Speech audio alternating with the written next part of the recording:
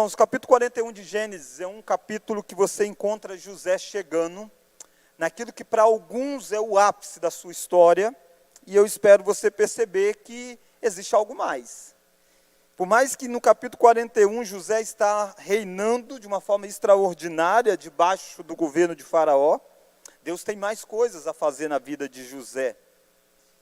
Você percebe que pela a própria organização do texto, Gênesis não termina no capítulo 41.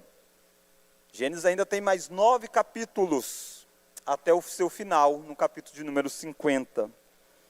Então, como que a gente entende isso e como que a gente visualiza isso? E eu preciso lembrá-los de que a história acontecida aqui no capítulo 41 começa com um demarcador de tempo. Olha lá o verso 1. Passados 2 anos completos. Passados 2 anos completos. 2 anos do quê? Da última vez que tem uma narrativa sobre José.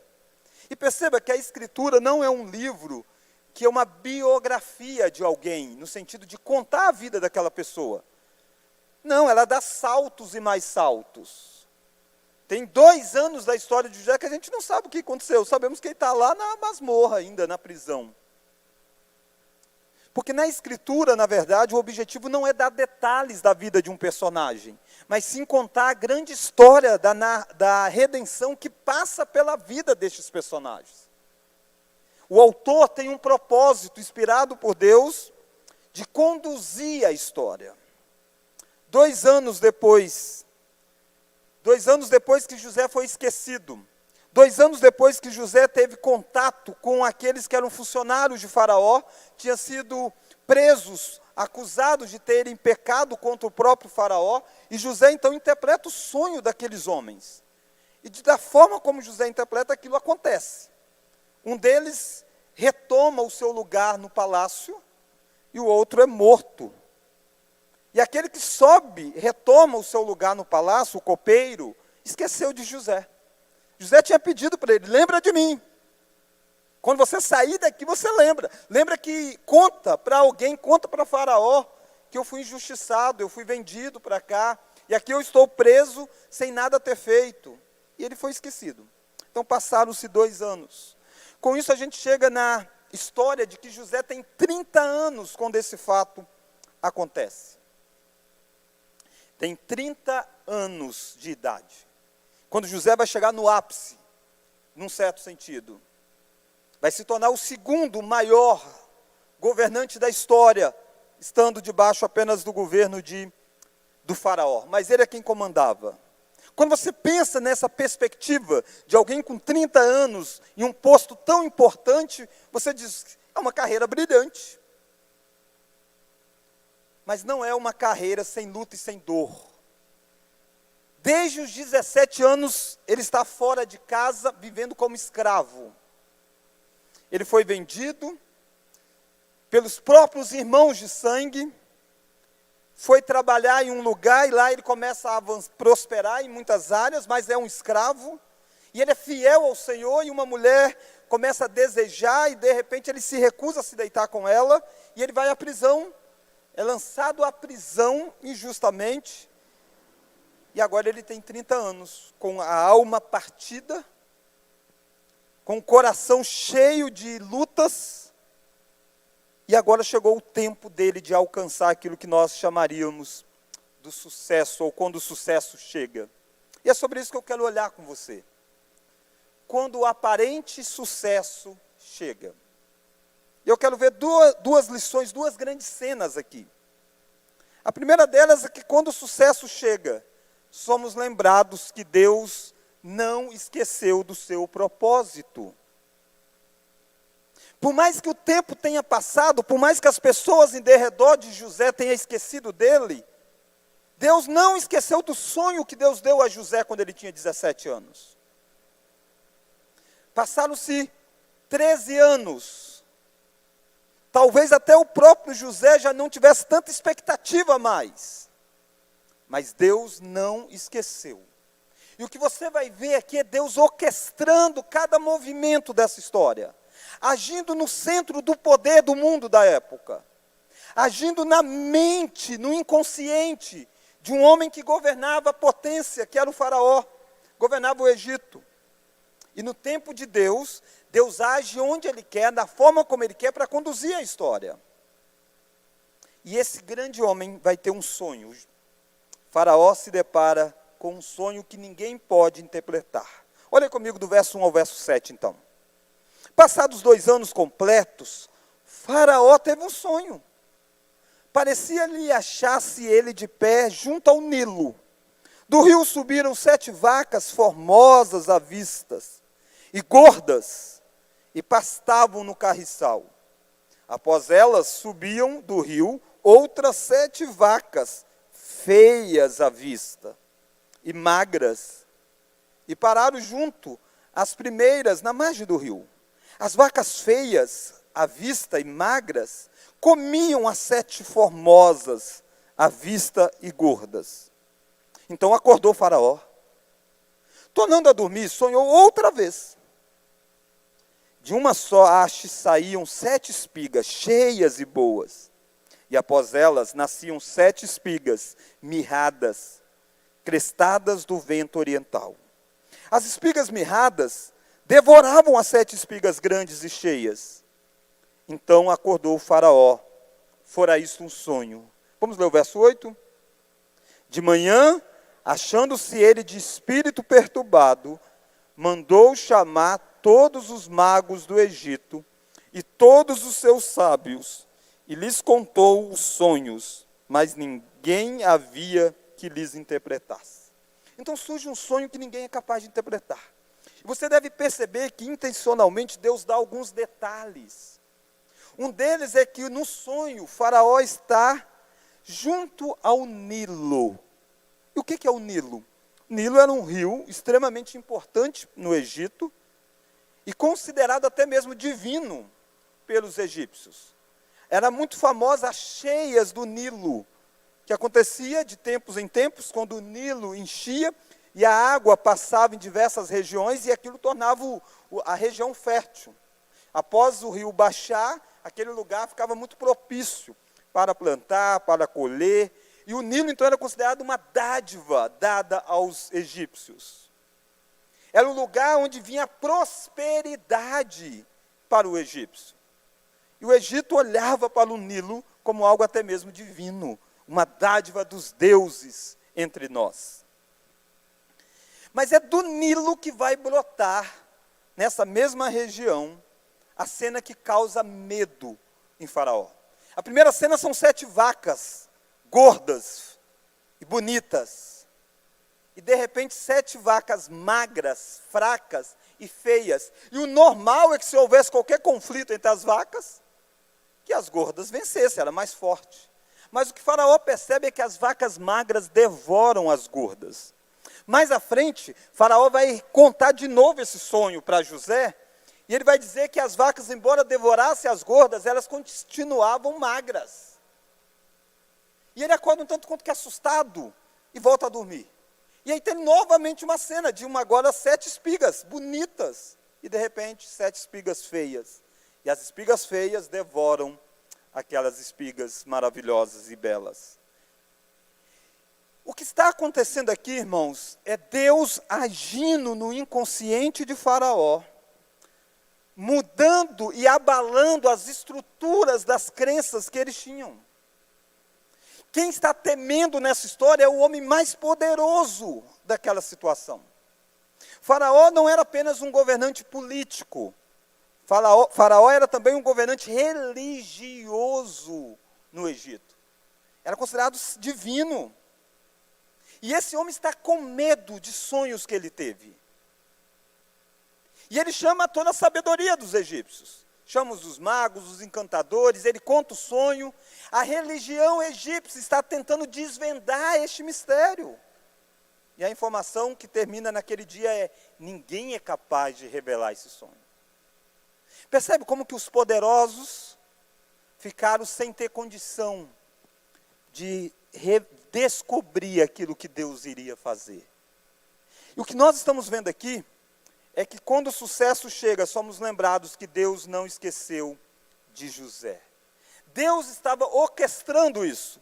E Deus está entrando na mente de Faraó, fazendo com que este homem tenha um sonho que derruba todo o panteão egípcio. A fragilidade humana é exposta diante deste quadro. E diante disso, então, vai acontecer uma cena que José esperava que acontecesse há 2 anos atrás. Que o copeiro se lembrasse dele. E o copeiro, ao ver ninguém se lembrando, o copeiro lembra de José. Talvez uma chance do copeiro levar vantagem, né, ganhar alguma coisa, dizer, Faraó, tem algum jeito. O copeiro chega para Faraó e diz, olha, eu conheço um homem, quando eu estava lá 2 anos atrás preso, ele revelou o meu sonho. Engraçado que nem o chama pelo nome, chama de um hebreu. Tem um hebreu. Tem um escravo, um hebreu, capaz de fazer aquilo que Faraó não é capaz. Capaz de fazer aquilo que a ciência dos egípcios não é capaz. Capaz de fazer aquilo que a religião egípcia não é capaz. Um escravo, um hebreu fazer isso. E é isso que está muito claro aqui. Como que o Egito está em ruínas perto diante daquele que pertence ao povo da aliança. E aí então manda chamar José. E eu quero olhar com você, a partir do verso 14. Então Faraó mandou chamar José, e o fizeram sair à pressa da masmorra. Olha do lugar que esse homem vai sair, para o lugar em que ele vai chegar. Ele se barbeou, mudou de roupa e foi apresentar-se a Faraó. Este lhe disse, tive um sonho e não há quem o interprete. Olha o fracasso revelado na boca de Faraó. Ele está dizendo, não há ninguém capaz de fazer. Ouvi dizer, porém, a teu respeito, que quando ouves uns sonhos, podes interpretá-lo. Irmãos, pense o foco, o holofote indo em José. O rejeitado pelos irmãos, o ridicularizado quando tinha 17 anos, o vendido, o injustiçado, o preso, o esquecido. De repente, as luzes da ribalta estão sobre ele. Não tem ninguém, mas você ouvi dizer que você pode. E aqui esse homem tem que manifestar quem ele é quando o sucesso começa a chegar diante de nós. Como eu e você reagiríamos quando toda a expectativa fosse colocada em nós e na nossa capacidade? Isso quando nós fomos desprezados, rejeitados. A gente tem a tendência, à medida que nós somos rejeitados, humilhados, a gente querer provar para todo mundo o nosso valor. Eles vão ver quem eu sou. Eles vão ver do que eu sou capaz. José, nas palavras que chegaram ao ouvido de Faraó, é que José é o homem que faz o que ninguém é capaz de fazer. Se você fosse o homem e a mulher capaz de fazer o que ninguém é capaz de fazer, como você se apresentaria nessa situação? Olha a resposta deste homem que está sob as luzes neste momento. Olha lá o verso 16. Respondeu-lhe José, não está isso em mim. Irmão, José não fala muito no decorrer das histórias, ele vai começar a falar mais daqui em diante. Ele aparece falando algumas palavras, mas ele não é um grande personagem de falar coisas. O narrador que fala mais sobre ele. E agora ele diz, não está isso em mim. Ele está dizendo, eu não tenho essa capacidade. Alguém que precisa entender de onde vem a capacidade dele, no momento em que ele pode alçar voos altos. Não está isso em mim. Você diria isso? Ou você seria rapidamente dizendo, sim, eu posso. Eu posso, tenho certeza que eu posso. Ele diz, não está isso em mim. E olha onde ele remete a glória. Olha o verso de número 16. Respondeu-lhe José, não está isso em mim, mas Deus dará resposta favorável a Faraó. Favorável não significa que vai ser coisa boa, mas favorável assim, Deus vai responder o que você está em dúvida. Deus vai dar a resposta. Quando José diz isso, José está dizendo, os deuses do Egito não puderam dar resposta, tem um Deus que pode dar. Você que é considerado Deus não pode dar resposta, tem um Deus que pode dar. A diferença aqui é que eu tenho relacionamento com esse Deus. O poder não está em José, o poder está em Deus. Quando o sucesso chega, nós precisamos saber que ele chegou porque chegou no tempo de Deus, no modo de Deus, e Deus é quem quis fazer. Há 2 anos atrás, Deus não quis tirar José da prisão. Há 17 anos, há 13 anos atrás, Deus não quis que José ficasse na casa do pai dele. Mas agora Deus quer que José saia da prisão. Quando Deus quer, irmãos, ninguém pode impedir. Quando Deus age, ninguém é capaz de deter o feito dele. Você tem consciência que Deus está conduzindo a sua vida, de forma que quando Deus quiser, Ele vira a chave que for necessária. O que parece impossível aos olhos humanos. Porque Deus pode fazer o que Ele bem entender. Deus pode.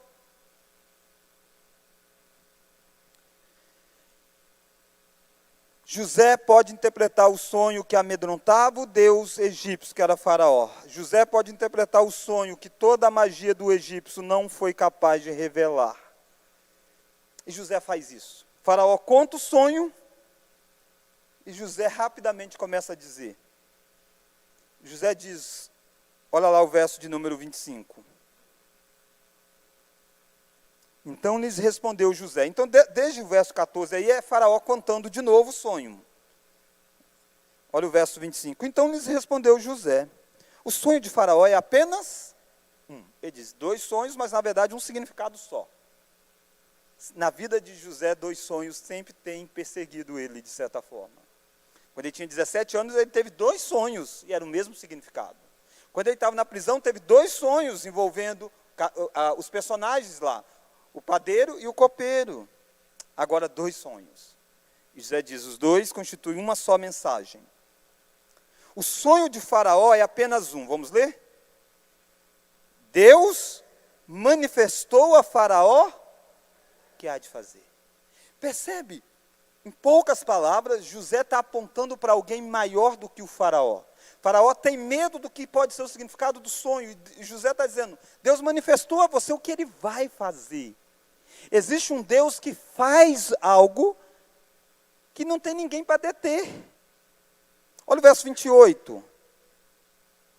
Esta é a palavra, como acabo de dizer a Faraó, que Deus manifestou a Faraó que Ele há de fazer.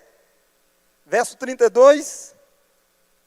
O sonho de Faraó foi dúplice, porque a coisa é estabelecida por Deus, e Deus se apressa a fazê-la. Que coisa é essa? José diz, são 7 anos de muita riqueza, muita prosperidade. Por isso 7 vacas gordas, por isso 7 espigas cheias. Mas vai vir 7 anos de muita fome. E a fome será maior do que foi a prosperidade, se não houver administração. Por isso que devora o outro. E José está dizendo, Deus vai fazer. 7 anos da história vai se decorrer, depois mais 7 anos, 14 próximos anos, José está dizendo, vai ser do jeito que Deus quiser. Para um homem que tem 13 anos que está preso.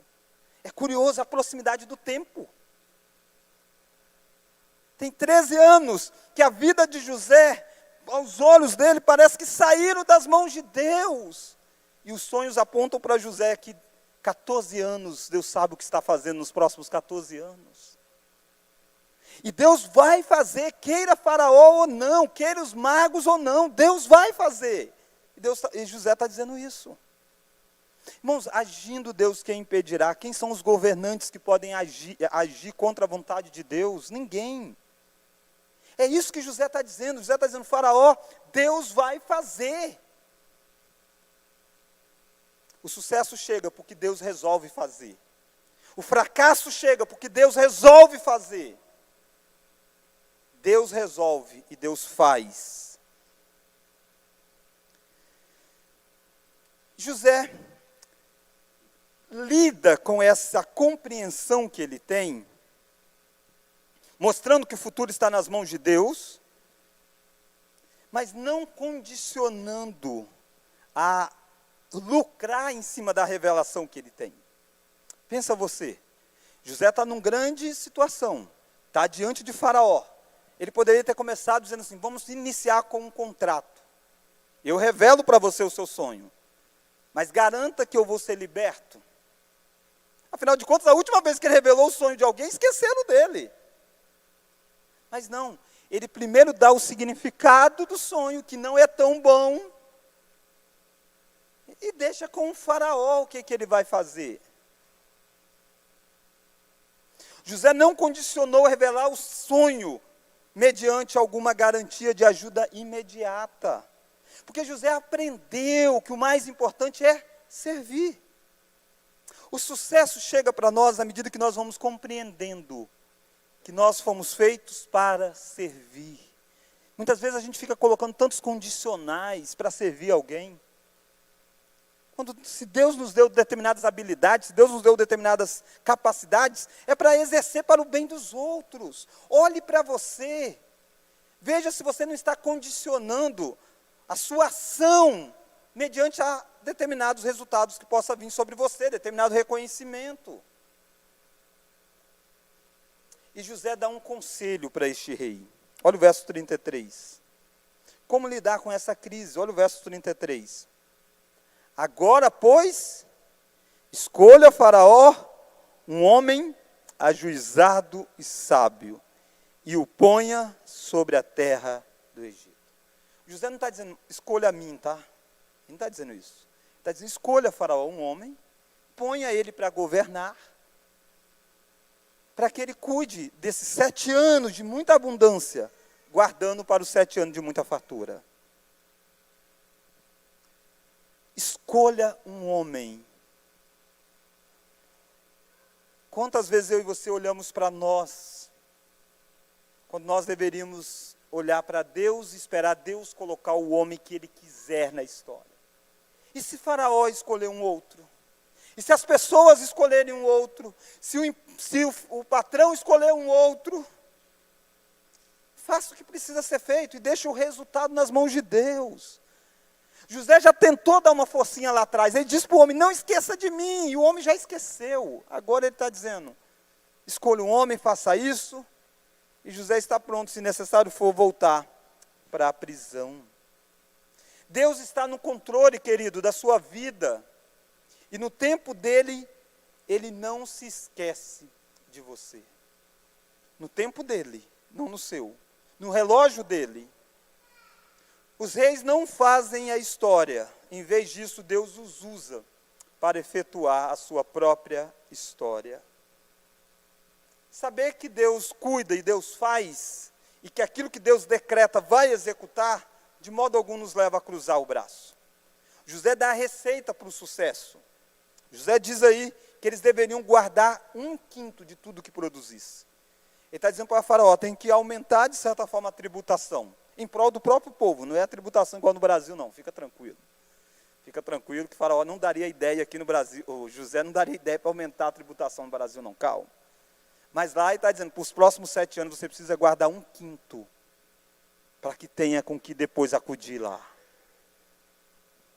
Talvez você dissesse, mas se Deus já decretou, se tem que passar pela fome, para que preservar? Porque a soberania de Deus não isenta nossas responsabilidades. Deus está revelando isso porque Deus quer exatamente que providências sejam tomadas. Você conhece os princípios de Deus no seu hoje, para aquilo que Deus vai fazer no amanhã. Você precisa entender, crer que o futuro está nas mãos de Deus, mas olhar para o que Deus exige que seja feito agora, para que eu desfrute do futuro que Ele quer que seja. Nunca use a soberania de Deus para justificar a sua negligência. Paulo disse, aquele que não trabalha, que não coma. Nós precisamos nos envolver com tudo aquilo que nós temos, e José dá a receita para o sucesso do rei.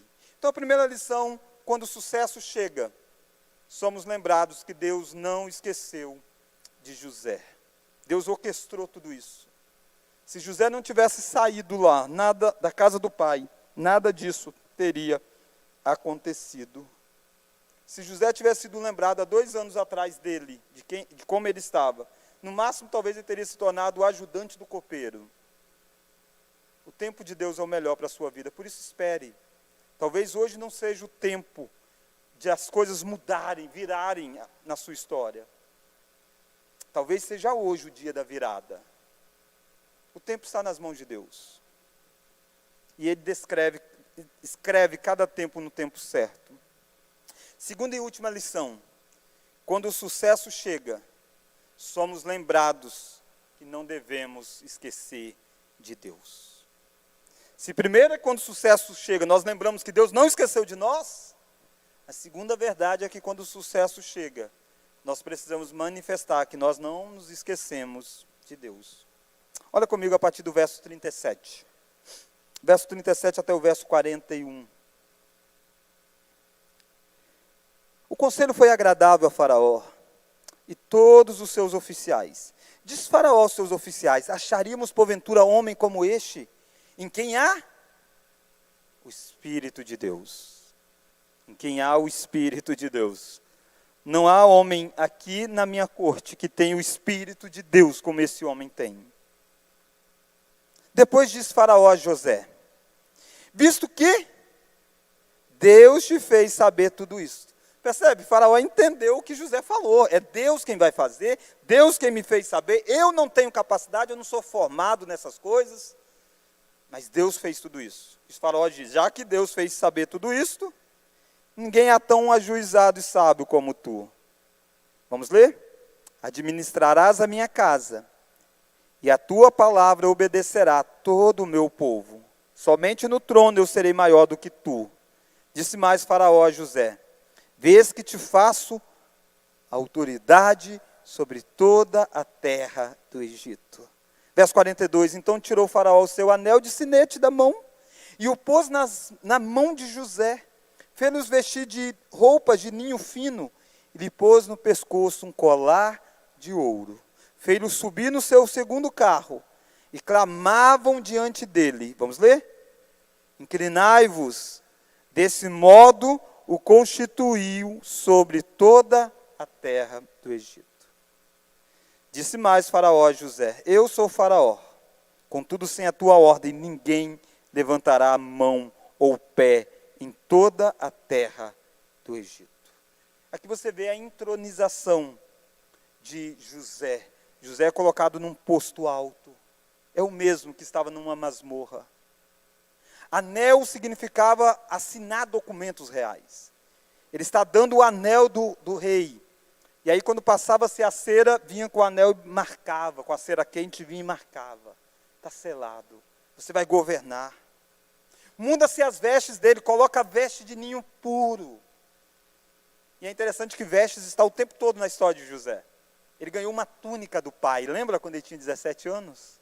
E daí teve o ódio contra ele. Por isso ele é vendido. Lá na casa de Potifar, a mulher tenta se deitar com ele e ela segura uma parte da roupa dele. E por isso ele é preso. Por causa da túnica ele é vendido, por causa de uma roupa ele é preso. E agora muda-se as vestes. Agora as vestes que apontam para glória, para poder, coloca um colar, põe ele num carro, ele anda, todos se prostram diante dele. Impossível aquele menino não lembrar de 13 anos atrás, quando ele teve um sonho que dizia: todos vão se dobrar diante de mim. Ele está vivenciando aquilo que Deus havia dito que iria acontecer. Mas tem um detalhe. Naquele sonho dizia que os irmãos dele fariam isso. E quem está fazendo isso são os egípcios. Ainda não é o povo de Deus. Ainda não envolve o povo de Deus nesse momento. Ele está longe do povo de Deus. Pense nisso, irmãos, como tudo mudou na vida deste homem tão rápido. Tão rápido num certo sentido, né? Pela manhã, estava lá. Saia daí, José, barbeia, veste a roupa e vai até Faraó. Termina o dia sendo exaltado.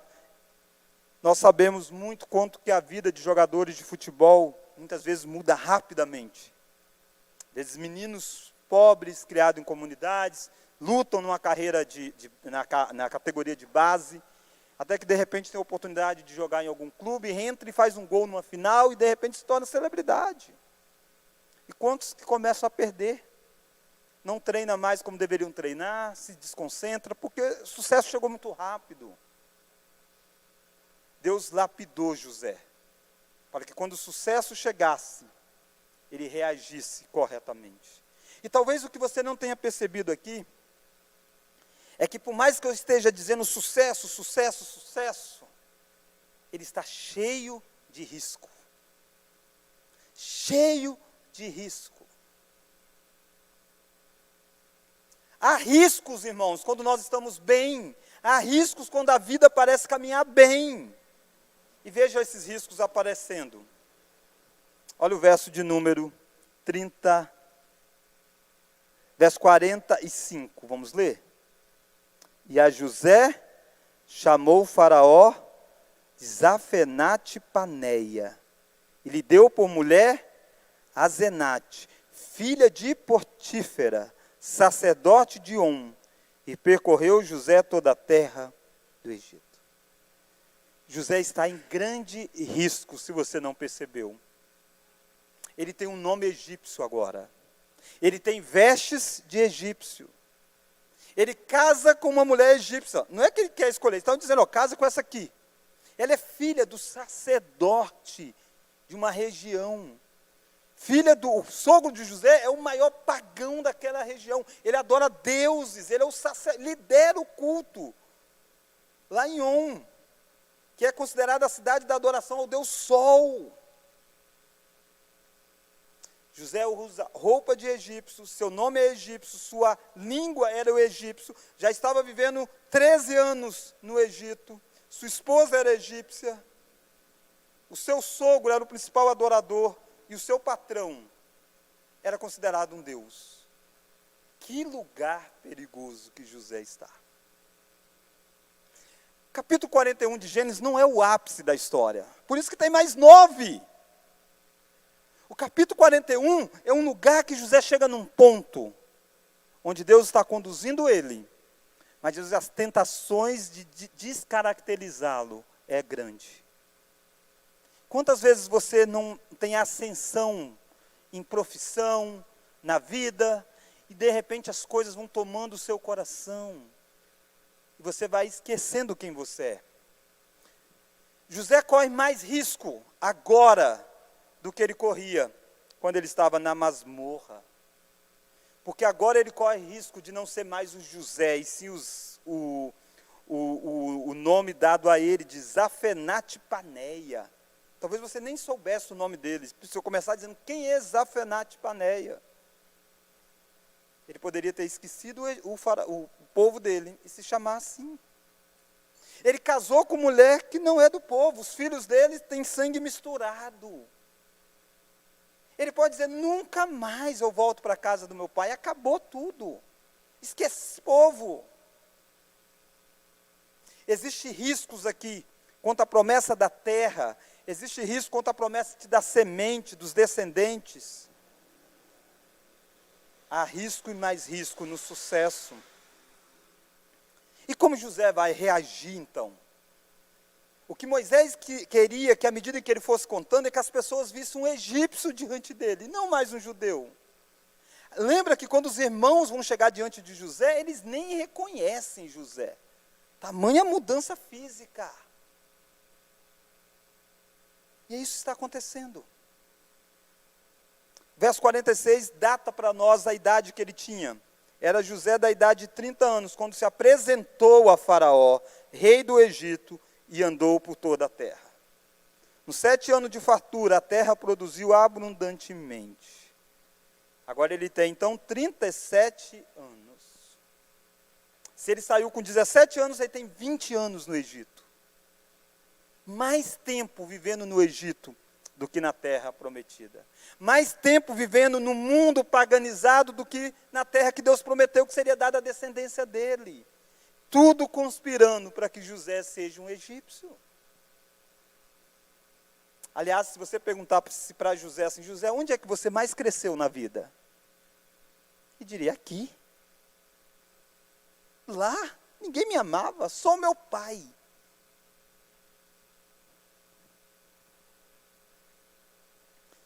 Olha o verso 48. Como José vai reagir a isso? E ajuntou José todo o mantimento que houve na terra do Egito, durante os 7 anos, e o guardou nas cidades. Irmão, José não se perde diante da prosperidade. Por que ele está guardando? Porque ele sabe que vai vir 7 anos de fome. Ele não perdeu de vista o que aconteceu. A prosperidade não tirou dele de vista a voz de Deus, revelando o sonho, dizendo: é 7 anos de grande abundância. Mas depois vem anos terríveis. Deus vai fazer. Por mais que ele seja um egípcio externamente, a mente dele é de alguém que sabe que Deus vai fazer. E ele está agindo como ele disse que agiria.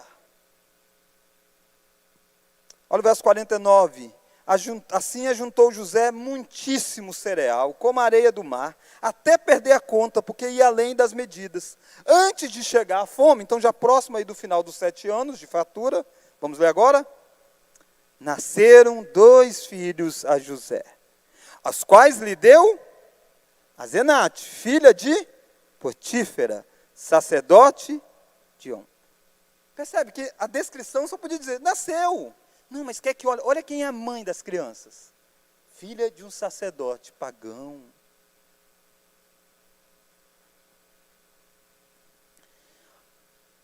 Como José vai reagir?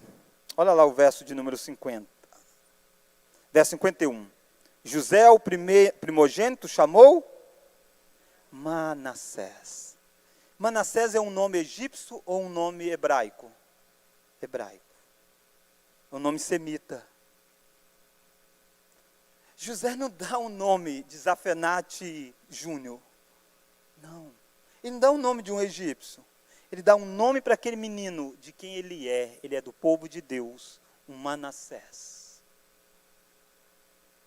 E lembra que não existe nação de Israel nessa época. Existe lá os seus irmãos e os filhos dos seus irmãos. Pessoas que o convívio foi péssimo. Mas José prefere que os seus filhos sejam chamados com o nome do povo da aliança, do que com o nome do povo do Egito. José está passando ileso por essas ameaças de se tornar um egípcio. Ele não é um egípcio. Ele só tem vestes de egípcio. Ele é um judeu. Ele continua sendo um hebreu. Ele continua crendo. E olha o nome que ele dá para o filho.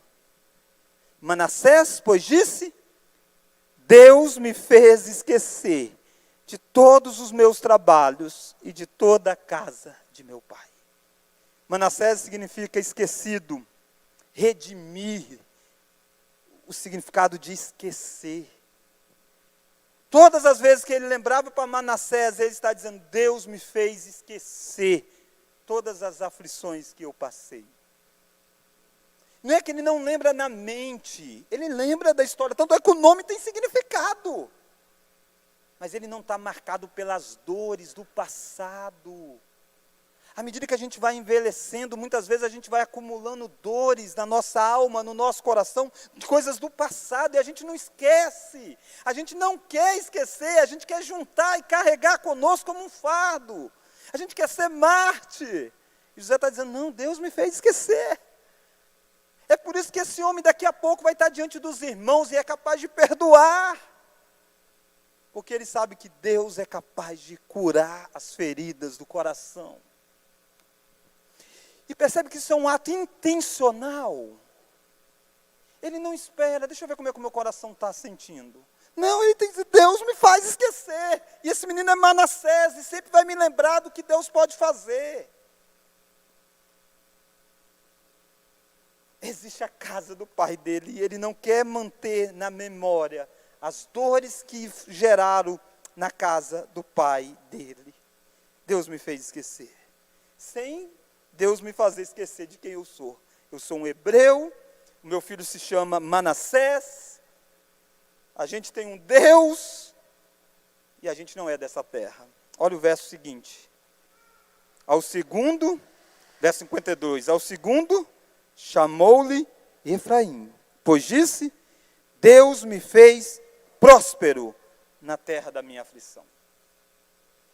Interessante que esses nomes, esses meninos não nasceram depois que começou a vir a seca, e talvez José dissesse, ufa, deixa eu lembrar aqui que tem Deus na história, hein? Não, foi na prosperidade ainda. Nos 7 anos que a coisa estava caminhando muito bem. Mas olha como ele chama o Egito.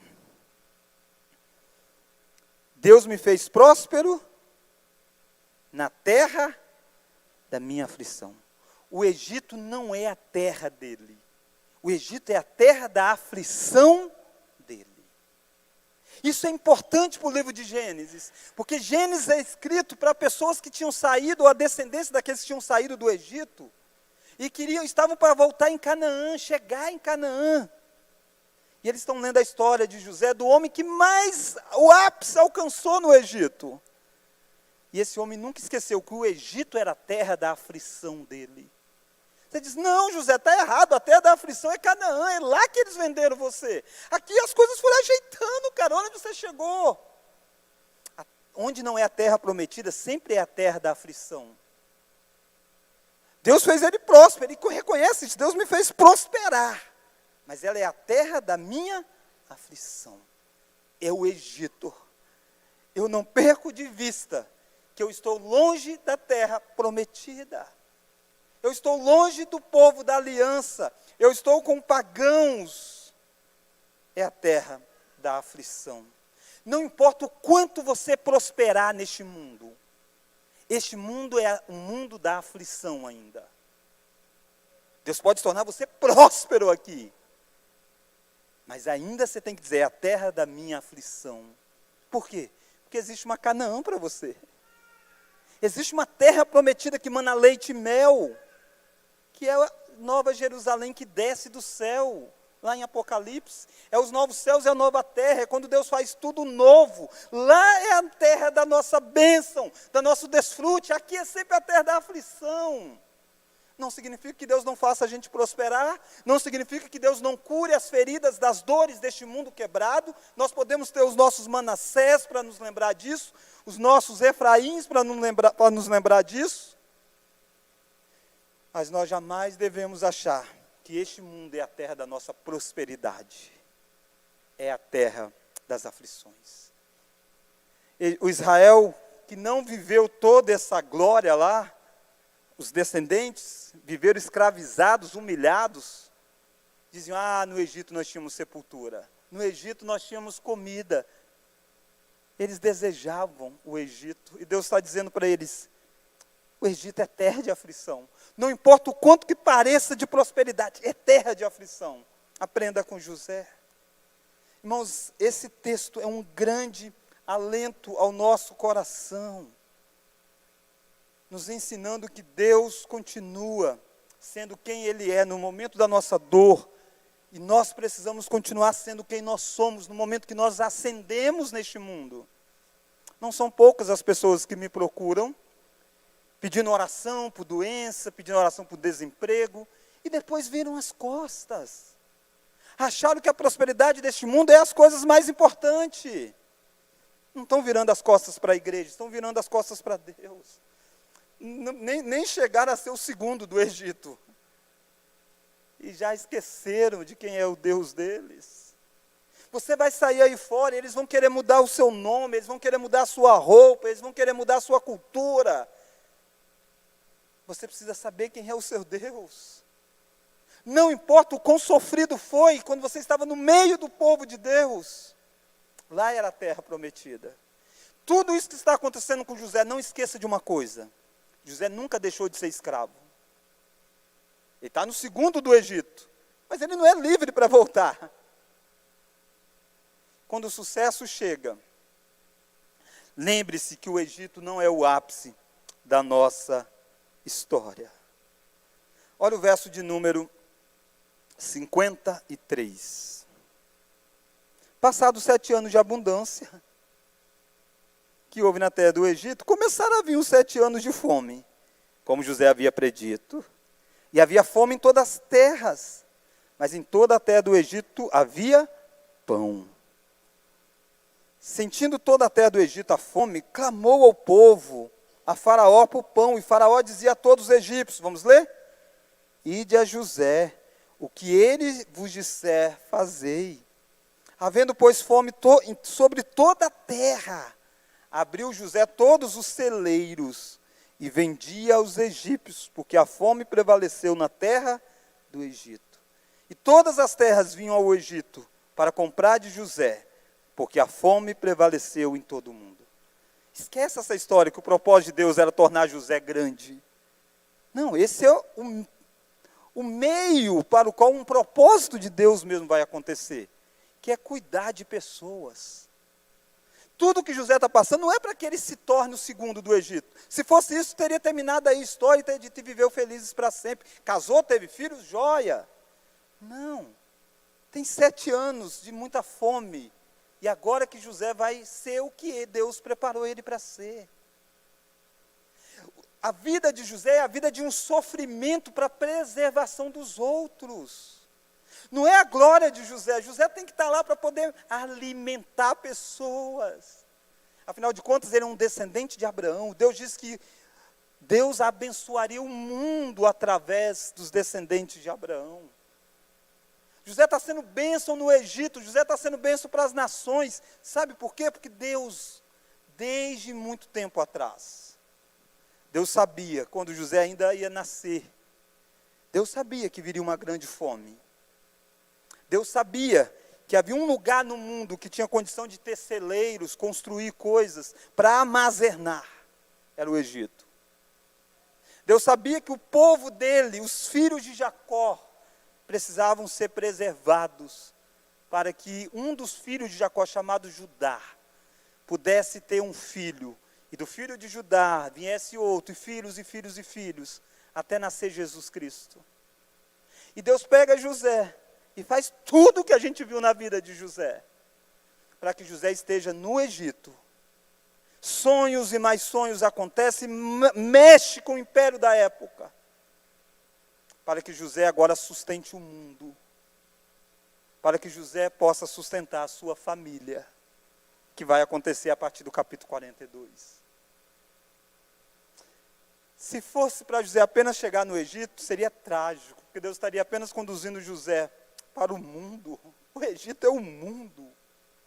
Não, Deus leva esse jovem, faz ele sofrer as angústias deste mundo, para que estando despojem o Egito e possa abençoar o mundo e o povo da aliança.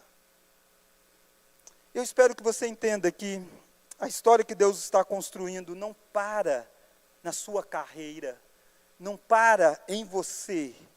A história que Deus está construindo é a história da redenção. E a coisa mais preciosa é você ser instrumento de Deus nessa história. É Deus colocar você onde colocar e dar a você o que Ele dá, para que a história dele se desenvolva. Ser vendido, ser esquecido, ser injustiçado, tudo isso para que pudesse preservar um povo com vida. Conhece alguém assim? Jesus. Jesus é alguém assim. Vendido, rejeitado, condenado injustamente, está no mundo, mas sem se contaminar com o mundo. E tudo isso simplesmente para abençoar um povo que somos nós. Que somos nós. José é uma sombra daquilo que Cristo iria fazer.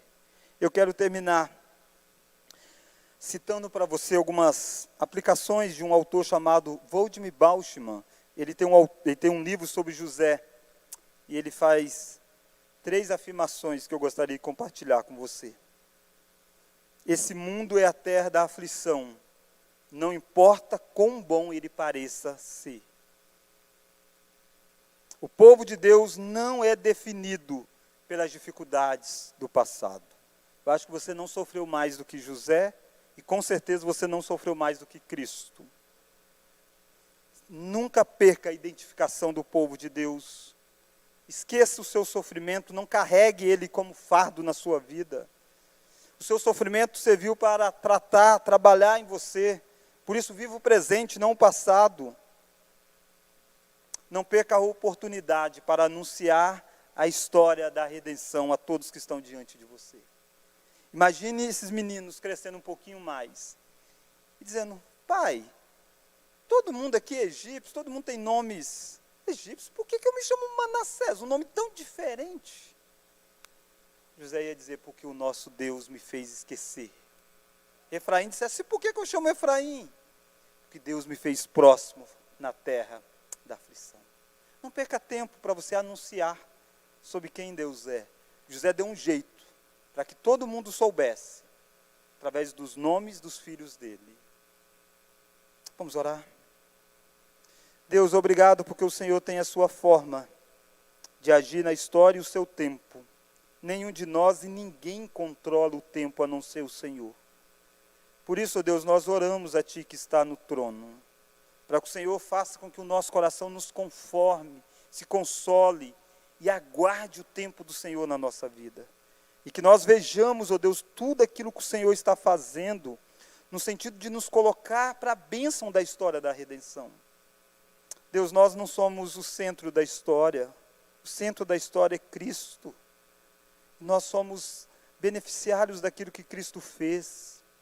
Por isso, Deus, nos faz arautos de anunciar que o Senhor tem feito a gente esquecer das dores deste mundo. O Senhor tem enxugado os nossos olhos das lágrimas. O Senhor tem nos feito prosperar, ó Deus, em um mundo quebrado, em um mundo amaldiçoado. Ainda assim o Senhor nos dá emprego, nos dá família, o Senhor nos dá motivo de riso. E o Senhor nos faz lembrar sempre que esta é a terra da aflição. Por isso, Deus, nos faça desejar Canaã. Canaã celestial que o Senhor tem preparado para nós, ó Deus. Nos faça aguardar o dia da nossa redenção. Obrigado porque José sofre para que outros sejam beneficiados. Mas obrigado porque há um sofrimento vicário, maior do que o sofrimento de José, que é de Jesus Cristo. Este passou pelo maior sofrimento da história, que é suportar a sua ira sobre ele, para que nós não viéssemos a sermos destruídos no dia final, afastados, apartados definitivamente da tua presença, vivendo em grande tormento eterno. Obrigado porque o Senhor quis nos preservar. E por isso agradou a Ti moer o Teu Filho em nosso lugar. Por isso, Deus, nos faça ver que nós somos discípulos do crucificado. E que toda a glória que o Senhor dá a nós é apenas para que nós servamos o propósito que o Senhor tem para nós. Não nos deixe pensarmos que nós somos o centro de todas as coisas, mas que tudo aponte para Ti, ó Deus, na nossa vida. Oramos em nome de Jesus. Amém.